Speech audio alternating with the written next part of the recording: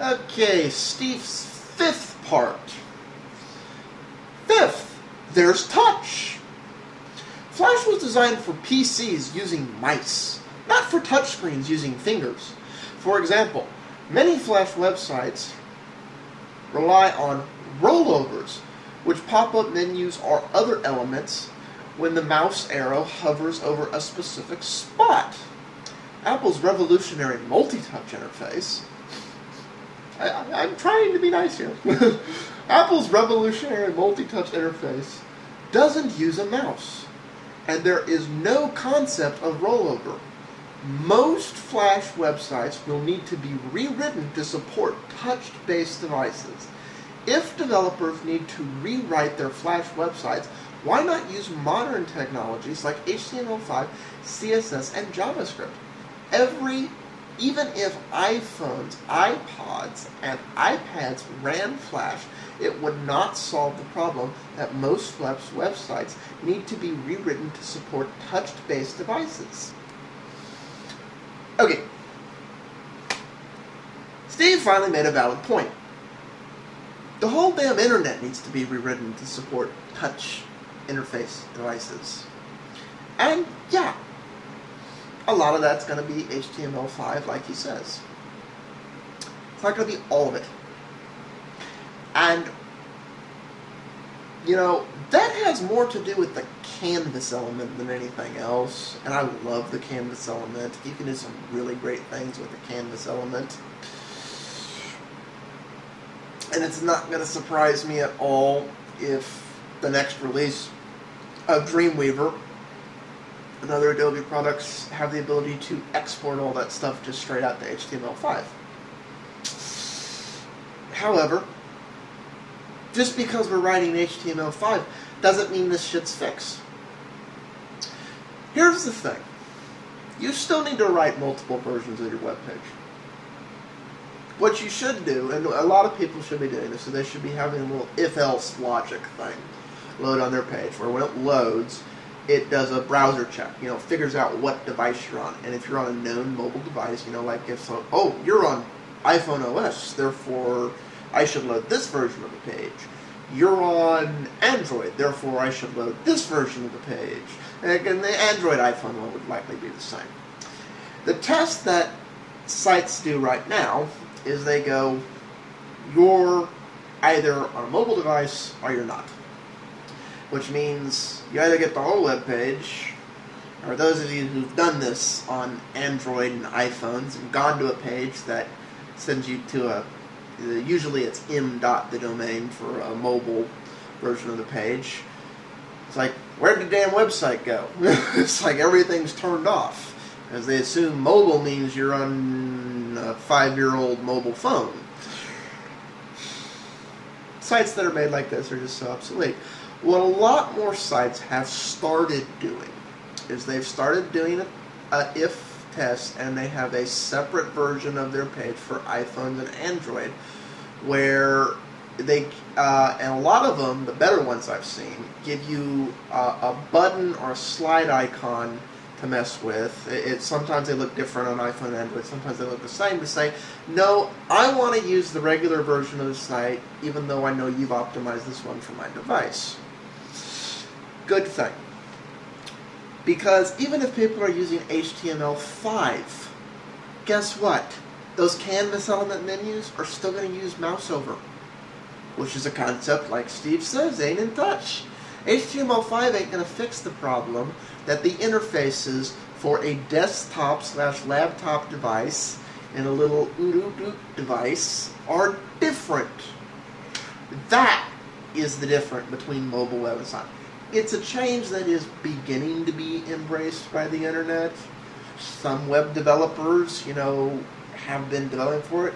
Just because I hate the iPhone doesn't mean that all the web pages I make don't have that if-else test, where they load a version for iPhones that's optimized for iPhones.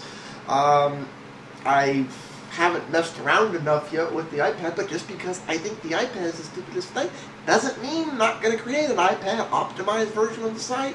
Doesn't mean I don't create a mobile device optimized site. It's like, this is what you should be doing as a web developer. This has nothing to do with Flash. Thanks, Steve, for just saying this is all Adobe's fault that we have lousy web developers. It has nothing to do with Flash whatsoever. Last point. Sixth, the most important reasons. Besides the fact Flash is a closed and proprietary, it has major technological drawbacks and doesn't support touch-based devices. There is even a more important reason we do not allow Flash on iPhones, iPads, yada. We have discussed the downside of using Flash to play videos and interactive content from websites. But Adobe also wants developers to adopt Flash to create apps that run on mobile devices, which I actually think is a very good idea. But it's not backdooring Flash like that. Anyways, I'll finish what he says. We know from painful experience that letting a third-party layer of software come between the platform and a developer ultimately results in substandard apps and hinders the enhancement and progress of the platform. If developers grow independent on third-party development, libraries and tools, they can only take advantage of platform enhancement if and when the third party chooses to adopt new features.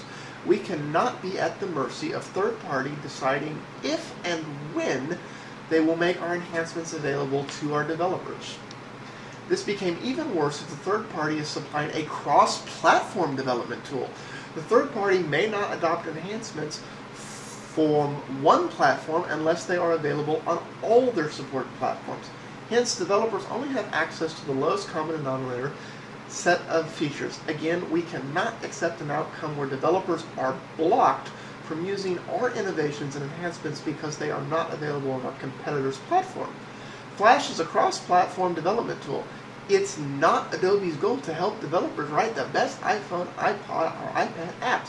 It's their goal to help developers write cross-platform apps, and Adobe has been painfully slow to adopt enhancement to Adobe's platforms. For many, although Mac OS X has been shipped for almost 10 years now, Adobe has just adopted its fully Cocoa 2 weeks ago when they shipped CS5. Adobe was the last major third-party developer to fully adopt Mac OS X. Our motivation is simple. We want to provide the most advanced and innovation platforms to our developers, and we want them in standard delivery on the shoulders of this platform. Okay. Now, yeah.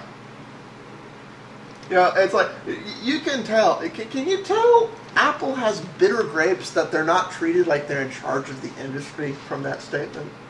Really? I mean, doesn't that just kind of reek a little bit? They're like, we're punishing Adobe because they didn't dedicate 100% of their resources to 6% of the market. That's basically what this says. I know Steve's that vindictive. I just didn't think he'd ever admit it publicly. That's basically what he's done here. The other thing is, he acts like cross-platform's the worst thing ever. Well, it's not necessarily the best thing for Apple, and I'm really surprised he admitted that here. But here's the thing. I'm just going to name a programming language out there. Not programming, it's like an architecture. .NET. Anyone who's ever messed with .NET knows you don't need Microsoft to develop for it.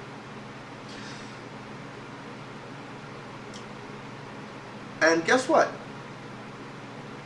.NET's development has never been held up by the fact that third-party developers support development for .NET using .NET features. As .NET grows, these third-party developers rapidly adopt it. It's not left to the lowest platform of what can run where.